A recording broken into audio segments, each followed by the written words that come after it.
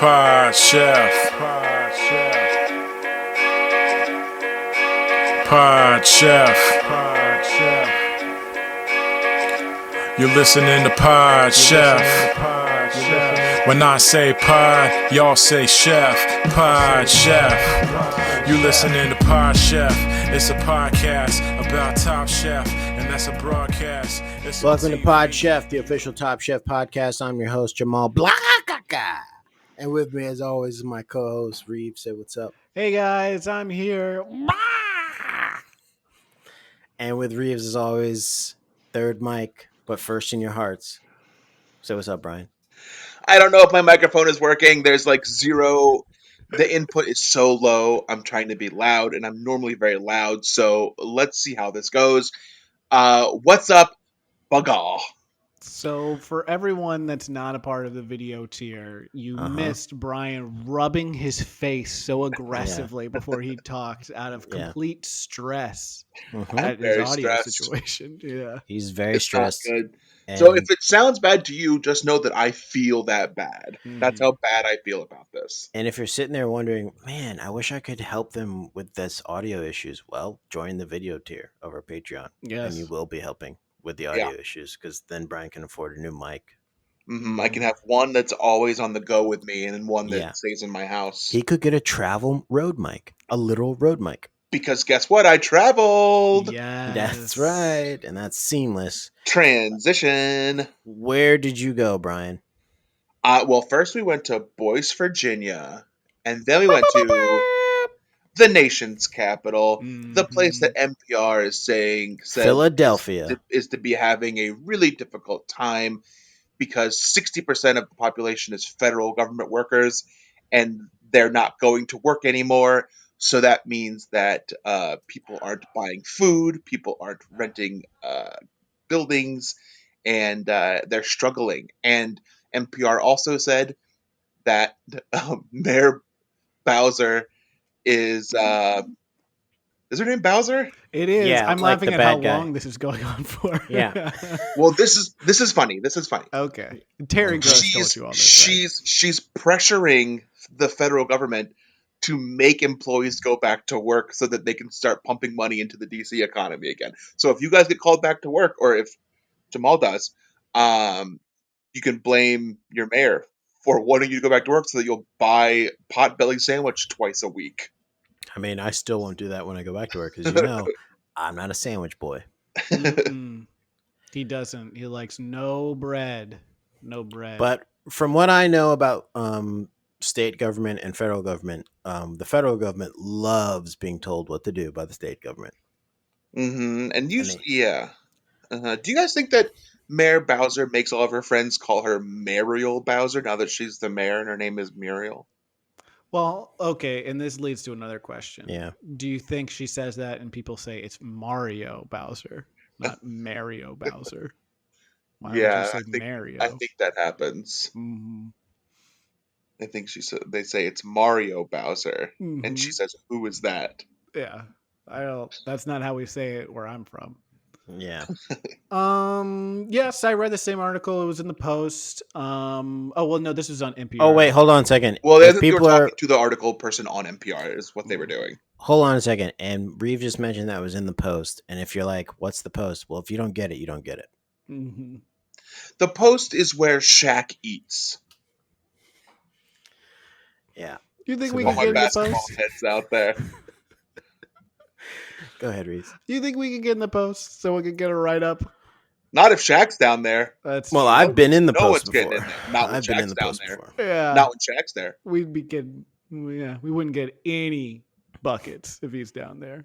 Mm-mm. You can't get in the Post if Shaq's in the No. Post. He lives in the Post. He lives in the Post. He bought real estate in the digital Post. Yeah, and then he's putting pressure on the Fed government because they're not getting down in the Post either Yeah. anymore. Mm. Have you guys seen these stories about digital real estate?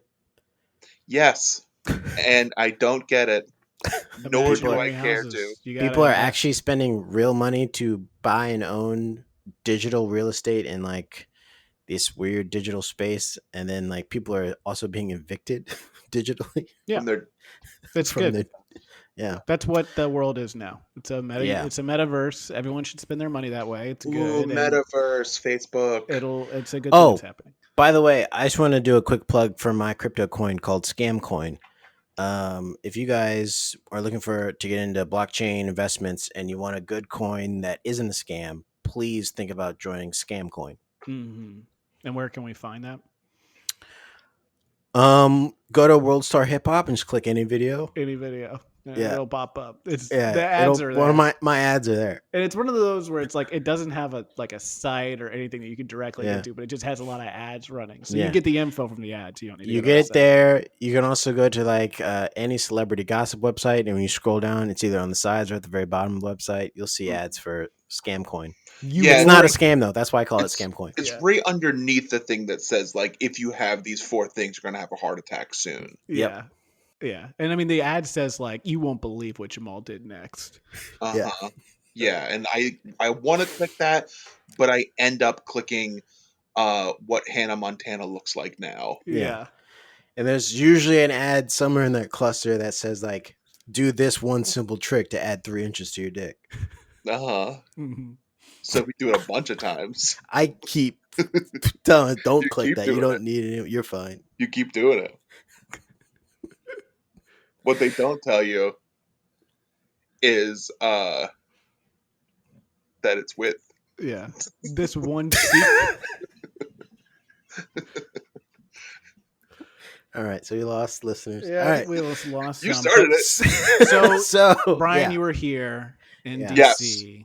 Uh-huh. And we saw each other, didn't we? Yes, we met up for a dinner where we'll talk about the food. Is that Reeves and I were trying to be very adventurous little boys at our dinner. We're like, let's get something that's wild that we would never get because it was a Malaysian place. Is that what it is? It's Malaysian fusion. So we're like, let's get this weird thing, and we ordered it, and then the nice server was like, okay, so that's 2 fried rice. Yeah. We just got fried rice. We got Yep. fried rice. It was And- too spicy for me. Yeah, let's talk about this because you guys are the Spice Boys. So We got the spice. was boys. it too spicy for you guys? I was in the clean plate club, but it was very spicy. Yeah. Uh-huh. I Reeves left enough to feed I a left village. a lot. I picked out all of the pork belly and ate that, and then kind of poked at The rice. the rice, and every time it was like, it's too hot for me. This is too hot. Maybe I'll take it home. And then I was like, I can't take it home. We have to go see a basketball game after this. I don't want to be carrying around hot rice the entire time I'm Yeah. cheering. They probably didn't So- let you in the building with the hot rice because it's So hot. a weapon. Yeah, it's Probably. hot. Well, You could throw it at someone's eyes. not a lot of people were wearing masks, so I don't know how much security was really going on Yeah. in the CAF 1 arena, which I don't know. I feel like it was a mandate that you had to have a mask on, but I would say, what would you guys say the percentage was? I came home and told my wife that I thought it was, if I'm being generous, 25%? Yeah, I was gonna say if I'm being Maybe. generous, 50% of people were wearing masks, just walking around. Sitting Yeah. down, Yeah. it was like It comes off. just us, maybe. Yeah. Yeah. Mhm. We look like a couple of squares where we were sitting. Yeah. Everyone else was just free breathing. I think maybe the 6-year-old Free kid breathing. in front of us had a mask on, and that's about it. Yeah. Well, because that kid wasn't vaccinated. Yeah. Mm. Too young to be vaccinated, and Well, also anti-vax. She has to do her research. Right. Joe Rogan told her to do independent research. Yeah. Yeah, no one wears masks, and people are over it. I'm just hoping that it's like that we are vaccinated, Jamal gets his will, and that will keep us from getting very sick. Mhm. So And if it doesn't, live fast, die young, leave a beautiful corpse. That's what I'm doing. Yeah. My corpse is going to be looking good. Looking so good at my funeral. you know who wishes they were masked up at the game? Contavious Caldwell Pope after he got stuffed by the backboard. Yeah, that- that was really I- sad for That's- everyone. Wish That has been all showed over this the to you. TV shows this morning. So the sports sad. shows.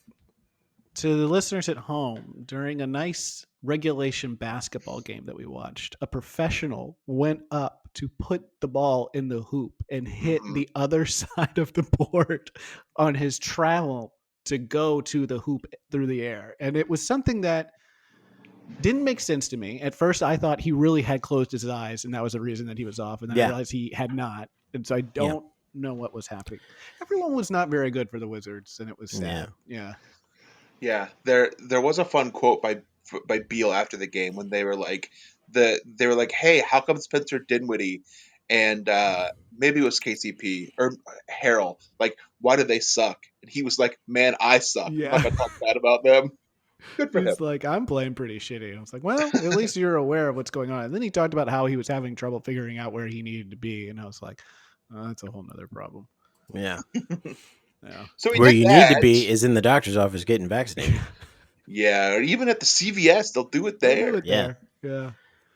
Yeah. I got mine at a Kmart. True story. Hmm. And then we went our separate ways, and I stayed in a hotel.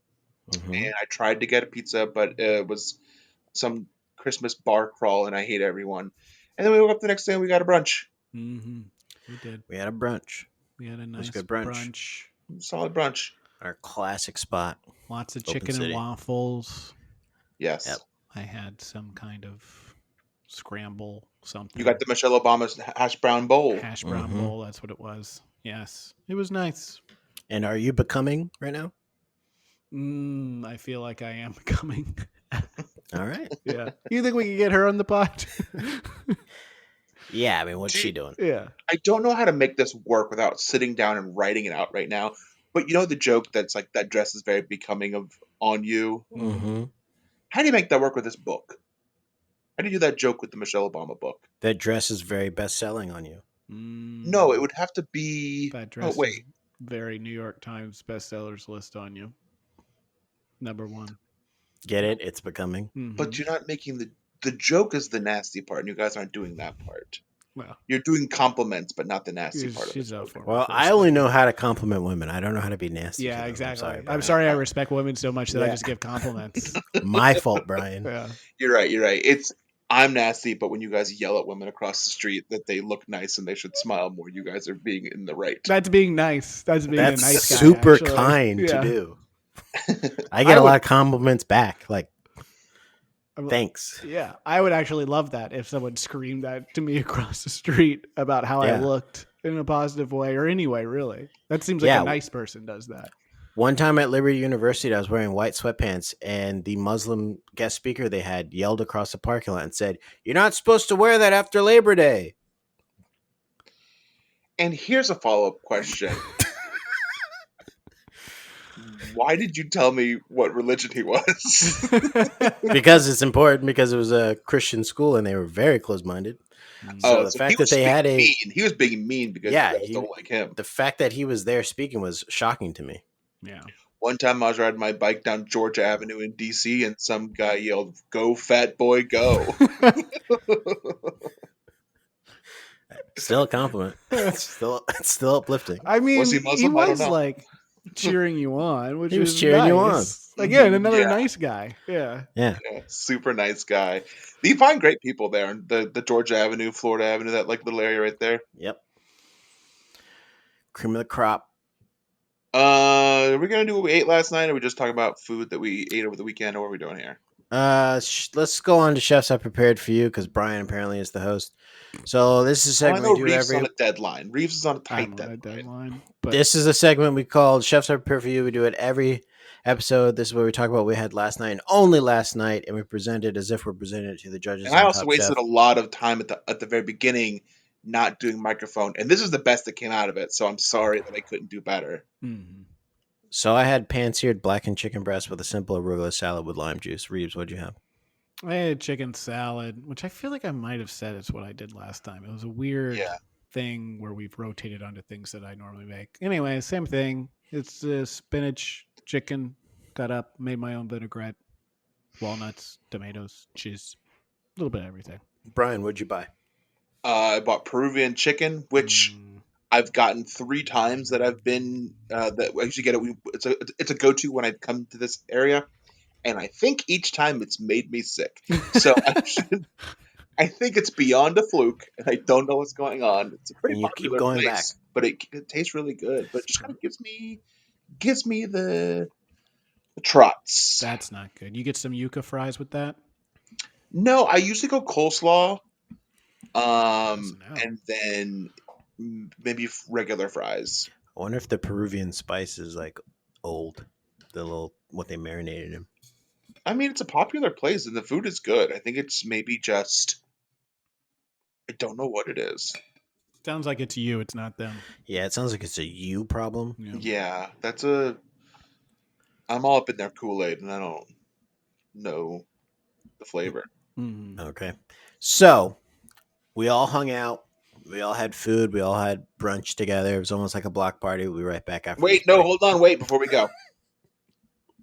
This is very important. Tom emailed me, and he needs to know. He needs a verbal confirmation of whether or not we fell in love. He needs it from every one of us, a verbal confirmation. So we'll go around the horn. We'll start with Reeves. Reeves. No. Okay, that's a no. Jamal. That's a no. And for me, Brian, that's also a no. Okay. So now it's on the record. Good. Yes. I'll be right back after this. Flying through. Pod Chef. And we're back. Season 5, Episode 3 of Pod Chef. This is Season 4, Episode 3 of Top Chef. So this is where you go and you press play on your little Hulu player, whatever you're watching on, maybe Tubi, I don't know. And you press play and you mute the episode because all you need to do is listen to us. You don't need to listen to what they're saying. Yep. You're going to get all the juicy details here. Trust me. Uh-huh. Trust me. It's a block party. Mm-hmm. And I just want to say this episode opened up with a shot for the feet freaks, baby. Oh, yeah. Opening shot, they're panning around the room. People are shirtless.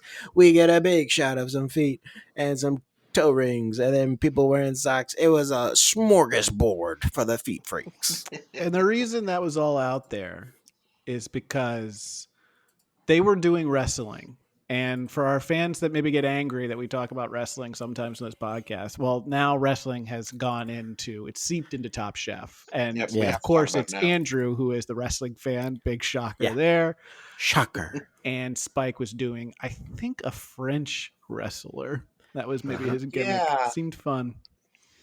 Yeah, it started with a towel, the old like a locker room towel whip. Mm-hmm. And then it escalated out of that. Yeah. Fake punching. To wrestling.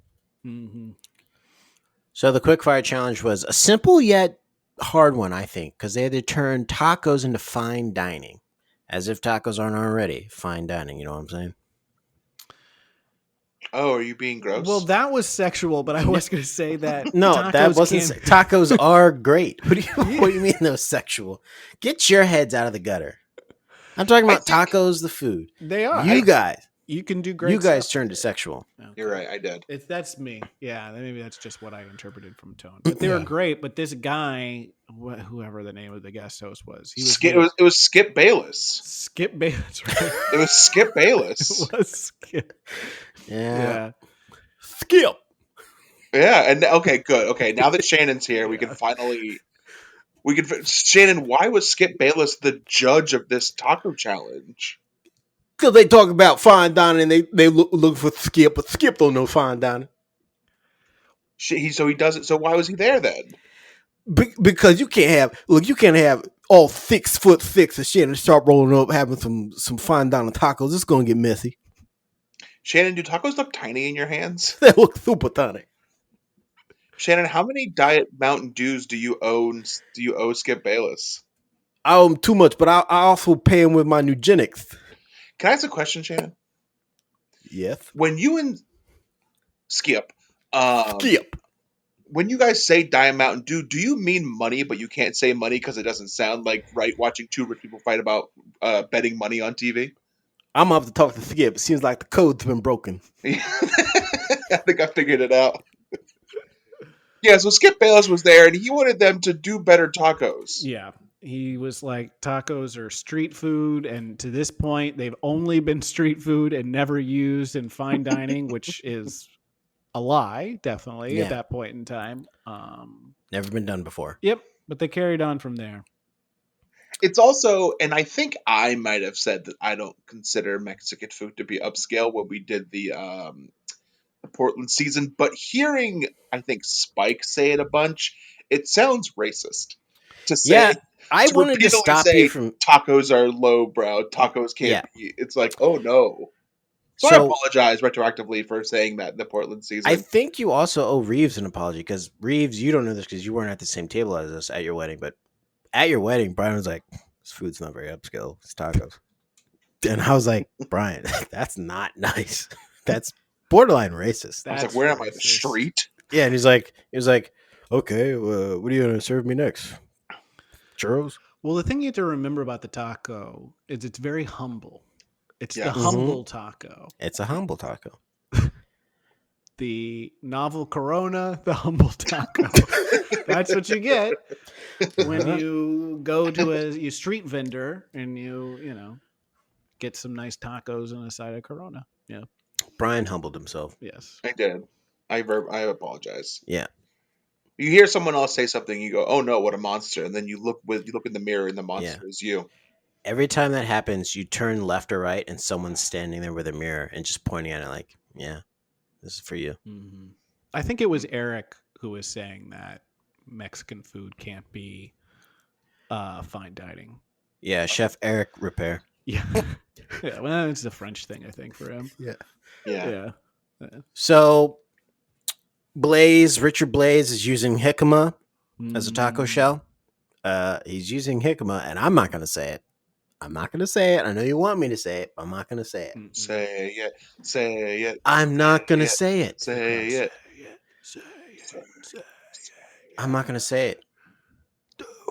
The people want you to do it. No, they don't. I don't want to. I don't want to be. I'm not predictable. You don't know when I'm going to say the things I want to say. Will you say it later? Maybe. Probably. Oh, Probably. That's nice. That's a nice. I would little like to have seen Blaze do this. Why didn't they show him doing that? Too much B-roll. Doesn't that seem interesting how he did that? What are you talking about? Like, they didn't show him turning jicama into a little thin thing that he can roll his taco. yeah. We didn't actually see it. Yeah, we just saw him. So present. That seems interesting. I downloaded the DVD extras. What he did was he put the jicama in a pasta press and he rolled it out. Oh. Okay. He rolled the jicama out, rolled it flat. Okay. Mm-hmm. And then he put a bunch of fruit inside of it. Mm-hmm. I mean, it was so good that even he wanted to eat it. Do we So want I guess to, you could say that's a baller move. do we want to hear from him and hear him explain his thought process? I want to hear this. Do we have that clip? We do. Please, we have Richard. Explain to us what's here. Instead of using tortillas, I shaved some jicama and kind of used the jicama as the tortilla. So it's jicama with avocado, some papaya, and a little bit of cilantro stem. Can I eat one with you? Yeah, you had the good sense to make yourself an extra taco. Exactly. I really was just going for bright, fresh starter meal. Right. I like being unique. I like being different. When you are unique and different, and there's 14 people doing something else, it seems like you're taking a big risk. What do you think? So, two things possibly going on here. One, he was like, "Oh, I'm going to do this cool thing where I'm going to be eating with them and explain the food, and it's going to make me seem really different and stick out." Or the other option, which is what I'm almost certain is what was going on. He was very hungry, so he made one, and he was like, "Finally, I'm going to ask them first." And then they will have to say yes, and then I can finally eat, and I can eat the thing. Because I've been making all this food, and I haven't been able to eat any of it. It's always these other people that are eating my food, and I don't get to eat it. So it's like, I'm just going to make it. And he does this later. Yeah. He does this later, too. He makes an extra side dish for himself at the block party. Mm-hmm. It's smart. Everyone should be doing it. Yeah. Mm-hmm. So Richard Blaze wins with his jicama tortillas with avocado, papaya, and cilantro stems. So Just the the jicama didn't stems? make him sycama. Oh, I talked through it. You did. That's what you get for having it being random and not when I'm expected it. Well, that's life. My mic is so low, I don't think it'll matter anyway. No one's going to hear anything I'm saying. Oh boy. So the illumination is the one that they couldn't do in today's environment because you have to go to different people's houses and get food from their fridge to use to create a dish with, which I think is just setting up for failure. Mhm. Let's listen to a clip. I'm like, wow, I'm really glad I have immunity because I'm not super social. This is going to be a nightmare. I'm not sure how I would react to some white coat strangers knocking on my door asking me if they can look at my fridge, If they really wanted to make this a challenge, they should have dropped them off in maybe a black neighborhood in Chicago and had them have to go door to door So and ask for There is no way. There's a wealthy black neighborhood in Chicago. Just send them there. And I'd love to see them go there to the very wealthy portion of black Chicago and have them go door to door and have to ask for ingredients. That is TV. I am almost certain what was happening when they were looking for areas to do this. They went to a black neighborhood first and they were like, I don't know if we can do this here. So let's find another neighborhood. Because listen, to the people listening at home, it is an entire white neighborhood. Yeah. They go to every door and it's only white people. So when he talks about how like showing up at the door in white coats, those people wouldn't be scared. They would be like, oh, it's more of the people we know. Yeah. More of us. Come on in. All of the chef testants are white now. They got rid of the one black person in this episode. So like, no, they got rid of the bold person. You're right. Sorry, the bold person. I'm so sorry to go back to the quick fire again. I hate doing this since we're going so fun into the elimination. But like, Skip Bayless told Blaze to his face that he was going to steal his taco recipe, and there was nothing that Blaze could do about it. He just had to sit there and go, okay, thank you so much. He's like, we're going to steal your recipe and put it in my restaurant. He just said it. Yeah. He said it. He kind of laughed about it too. There's different rules in comedy. You can steal recipes in the cooking world. He didn't even say he was going to get like his name next to it or anything. That's right. Because I feel like sometimes when they do that, they say like, oh, we're going to be partners in this or whatever. Yeah. You're going to get recognition. And then freaking Skip Bayless was just like, I'm going to take this recipe and put it in my restaurant and I'm going to make money off you. Yeah. And then like, y'all didn't see this because you didn't download the extras like Jamal and I did. But Blaze like leaned to the producers and he was like, can he do that? And they were like, I guess so. So Brian, I don't know if you got the DVD extras of the DVD extras. At one point they said, can he steal that? And they were all like, well, that was the condition of him coming on the show. He said that he wanted to use this as a way to find a new dish for his restaurants. And then maybe you didn't get the DVD extras of the DVD extras that I got. Is they said, well, you can try to get it back, but you got to fight him for it. Okay. So I don't know if you actually got the DVD commentary of the DVD extras. No, I didn't. But they then went beat by beat of that kind of like argument fight to get it back. And it was still like, look, I have a contract signed with the group, but Tom signed off on it. The whole reason I'm here is to make you do this quick fire so I can find a dish that's new and innovative that I can then use in my restaurant. Yeah, I didn't get that part. Yeah. And as we know, I don't get any DVD extras because when I'm watching the show, I am watching it through the window of one of my neighbors when they occasionally have it on because I don't have a TV because my TVs went crazy and they work out too much and they got basically super strong. Yeah. Mm-hmm. Oh, I forgot about that. That's fun. So this is a good thing that we talked about in person. Actually, we talked about people having to suspend disbelief when watching reality TV, and I struggled with this during this challenge because they put all the food inside of these houses. They talked to people beforehand, and they had to be like, "We're just going into strangers' houses," and blah blah. Like, they know you're coming. They have food in their house from the producers. They had the hardest time just like buying into it, but it's okay. It's TV. It's what it's supposed to be that way. They're like, wow, you got some foie gras in your refrigerator. Great. We had to find some clams and some shrimp, so I made a paella. Didn't someone have like a whole roast? Didn't make a paella. Yeah, he did make a paella, and it pissed Tom off. Yeah, I think someone did have a whole roast. People, it was so clear that stuff was placed in these houses. It was all fake. It was a ruse. Yeah. So I think I liked when Spike lied and said he cleared out a house, so it like stopped people from going to house because that's our first hung moment of the season. Exactly. You need a villain. You need a villain. So I think Spike is doing his best this episode to try and make himself the hung of this season. Mm-hmm. I like but I still don't think he plays the game as smart as Hung or as good as Hung because Hung was like, unapologetic. Yes, I agree. And I think the other element to that is Hung is a better chef than Spike. Yes. And if Spike, if you disagree, come on the show. Yeah, come on the show. Tell me wrong. So if you disagree, answer an email, come on the show. A huge red flag for me was that Velveeta block of cheese. And as soon as I heard the chef, I forgot her name. She said, "Oh, this place had this huge Velveeta block of cheese. I'm going to use this to make mac and cheese." I said, "No. That is bad news bears." Yeah. At a block. Can you imagine at a block party bringing mac and cheese and it's fucking Velveeta that you put over that? Velveeta. Let me tell you something. If I show up with the blue box mac and cheese at a block party, I expect to get stabbed or shot. I expect it. Yeah. I mean that would happen anywhere. Yeah, I expect. Yeah. Okay, I did this on purpose. I want to get some attention today, and the wrong kind of attention. Yes. I'm going to piss some people off because they're going to open this up. Like, what's this? I'm going to say, "Oh, it's mac and cheese." And they open up and they see the blue box. Someone's going to say, "What the hell is this shit?" Yeah. And I'm going to say, "It's the blue stuff.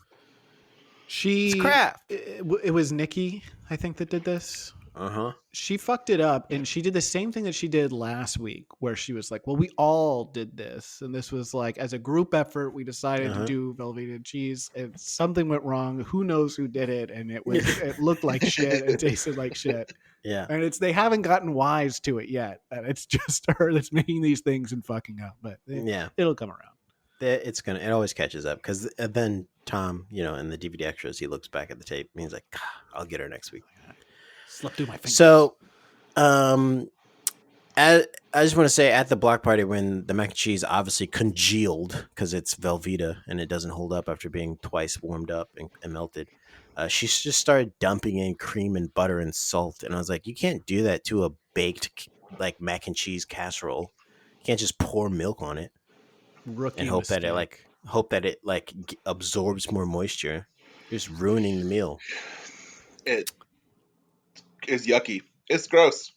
But you know what saved it? You know what made everyone forget about it? Ted Allen made a great sausage sexual joke. Let's listen. It's the paella. This is the Richmond Avenue paella. We kind of had a few bags of some really interesting ingredients. A bit of clams and some oysters and some sausages and some shrimp. Well, thank God we got some sausage in here somewhere. You have to have it, yeah. Party, right? So we have a little barbecue sandwich. And no one's talking about the mac and cheese anymore. Mm-hmm.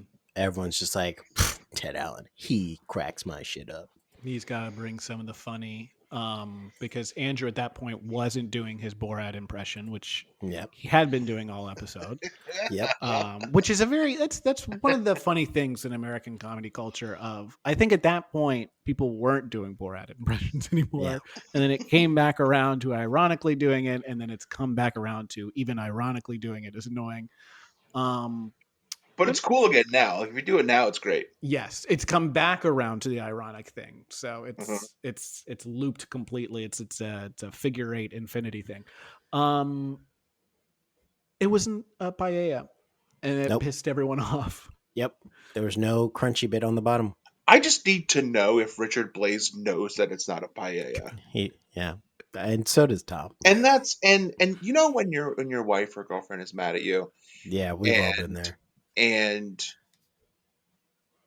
it comes down to she just wants to know that you know why she's mad at you. Yep. Y'all ever get that? Yeah. That's what made me think of. I just want you to know that it's not a paella, Brian. Yeah, it's not a paella. You're like, yeah, I guess stop calling it a paella. Yeah. But it was good, right? You liked it? It was good, which is what he said in the episode. Yeah, which is great. Tom was like, I don't give a fuck how it tastes. You missed me with that bullshit. It wasn't a paella. That's how you become memorable, though, to the judges. Yeah. You just backtalk them. But he also called it a Richmond Avenue paella, which maybe they just don't do it like that on Richmond Avenue.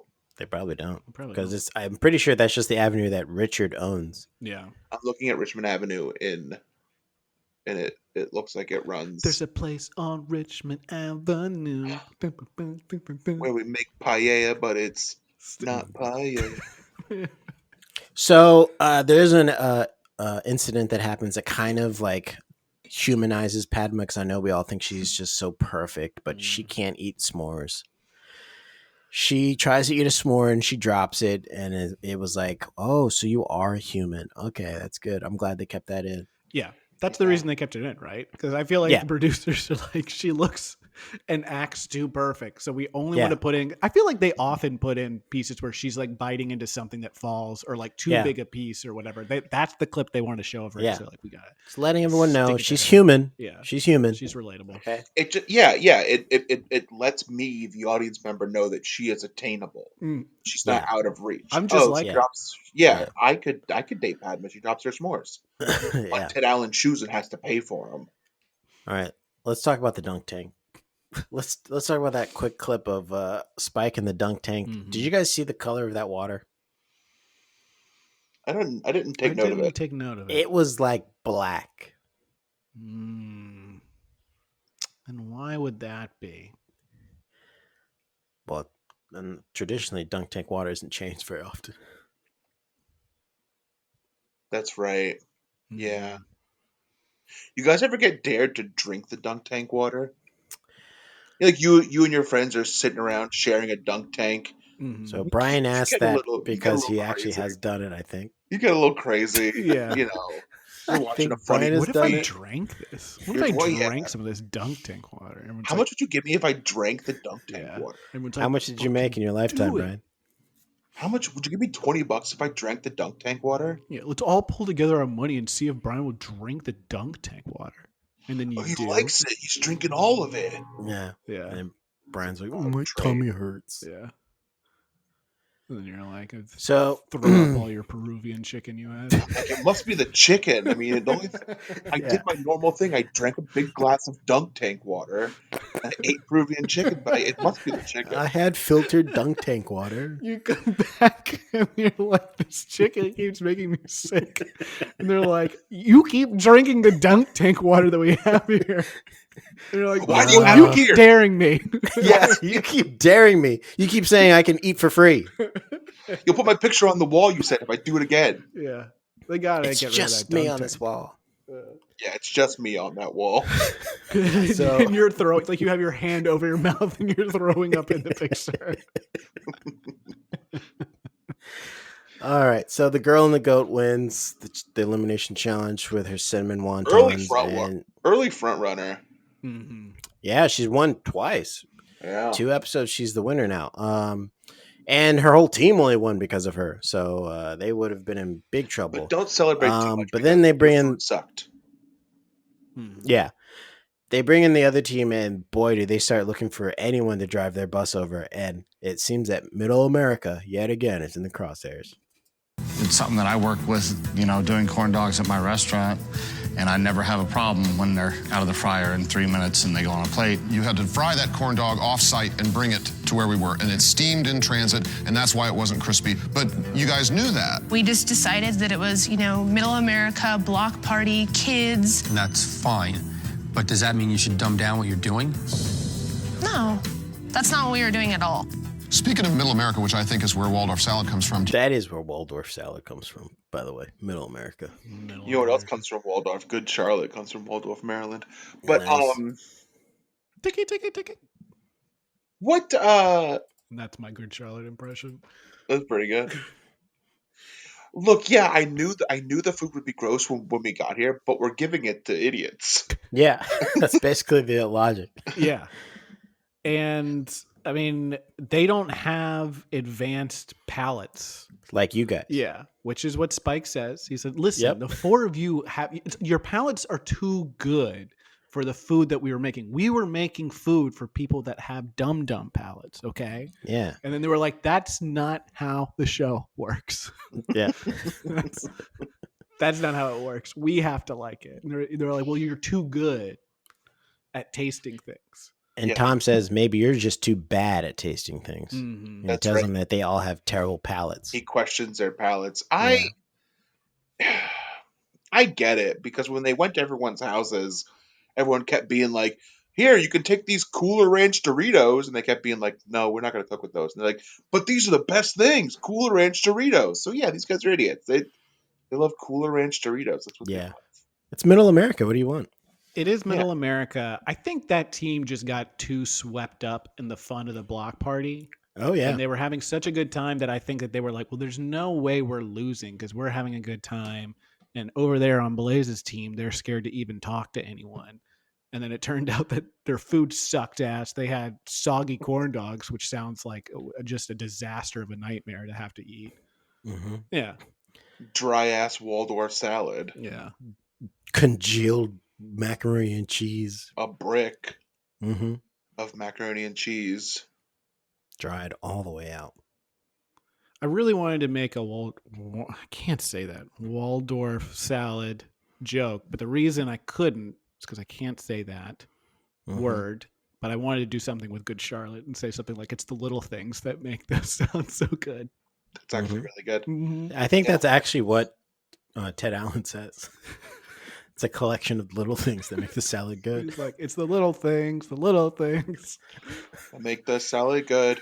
So speaking of that soggy corn dog, that was made by Eric, and guess what, Eric? That's good enough to send you home. So let's listen. Eric,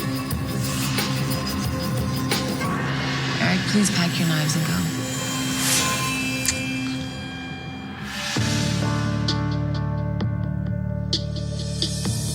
I gave it a great shot, and I did what I can. You take the good with the bad from everything that you go through in life. Ow! I'm out. Have a souffle. The thing I'll miss the most is just the camaraderie that I made with 16 phenomenal chefs here. I wish the best for everyone. No worries. Chef. We chef. Eric, you're the best. Yeah. Zoe. Take care, sweetie. Sucks. I feel terrible that he had to go. I'm glad that it wasn't me that had to go home for pasta salad. That would have been super embarrassing. But on a personal level, I wanted to see him stick around. Wow.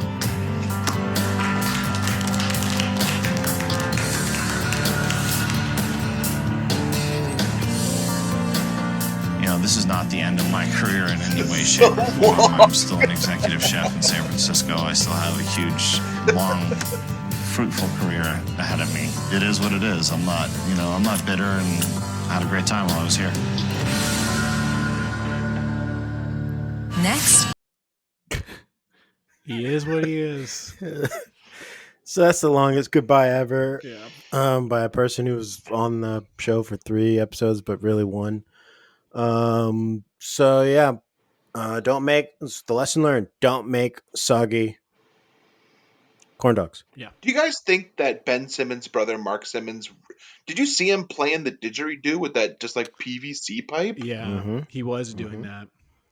Mm-hmm. Doesn't that need is it just a pipe and he's able to go wow, wow, it didn't need a big thing? Yeah. See, look, Jamal's doing it right now. Jamal's doing it right now. Sorry guys, I was just playing with this glass of water. So you can do it with anything. You can do it with anything. Yeah. Anything can be a didgeridoo. Yeah. There are a couple didgeridon'ts though. Mm-hmm. There's a lot of didgeridon'ts. There's a couple of didgeridon'ts. Yeah. And that is to not shoot layups. To not shoot a layup and pass the ball and cause your team to lose in the playoffs, and then you can't play the team anymore and they don't like you. Yeah, that might be the biggest didgeridoo. And you also, if you do that, you don't then try and hold out and then come back because your money's being spent. Mm-hmm. Because you've kind of made a lifestyle for yourself that was kind of dependent on you getting millions of dollars every year. Mm-hmm. And you're kind of losing that. So now you want to come back and play. Yep. I really like that clip of him leaving practice. Yeah. Didgeridoo don't do anything but 100% at practice. Yeah, yes. That's right. So, all right, we're at the end of this episode. Let's end it like we always do with a segment called B. Jackson in Action. This is where Brian Jackson tells us about a moment from last week where he was in action. What can I say? I was with the boys, the Three Amigos in D.C. We were living it up, eating food, going to basketball games. Some random college boy before the game told me he was going to pick up a chick at the basketball game, take to a party at 9 o'clock. My friend, if you're out there, go Hoyas. Let me know if you got that girl to that party at 9 p.m. I want to know. I'm interested. And I didn't see you on courtside, but why would you lie to me? I'm a stranger. That was fun. That was a fun interaction because I immediately was terrified for COVID reasons because this guy was not wearing a mask. Yeah. I was showing Carrie how we were standing, and I was like, He was talking to Reeves, and Reeves walked away, like backed up, so he was like next to me then. Yeah, I kind of thought that he would just stop talking when he realized that I was walking away from him to get away because he looked infected in some way. Yeah. Yeah. But then he just turned his focus to Brian, and Brian was like, "Yeah, I'll engage with you. I like talking to strangers." And I'm pretty sure he didn't know that I was part of the group. So I'm pretty sure he thought it was just Reeves and Brian. All right, thank you, Brian. And now, Reeves, please hit us with one of your rebellious moments from the past week. I didn't take my cart back to the cart return at the grocery store. I left it near my car. Oh my God. Wow. That might be the height of rebellion. There you go. I don't watch Succession, but that sounds like something. That's very Roman-esque of you. Yeah. That's something Roman would do. I assume that you left the cart and you're like, I don't know. Why would I do it? Desk jockeys do it. Why don't you do it? And then you jerked off in a window. That part I saw. Then you like frantically called your older lady friend who works in the office with you. All right. Jamal, do you have a moment of joy the past week? A moment of joy. Maybe something that happened like a day and a half ago. Mm-hmm. You know what my moment of joy was? Seeing everyone for brunch. Oh, that's very sweet. It was joyous. Nice. Yeah.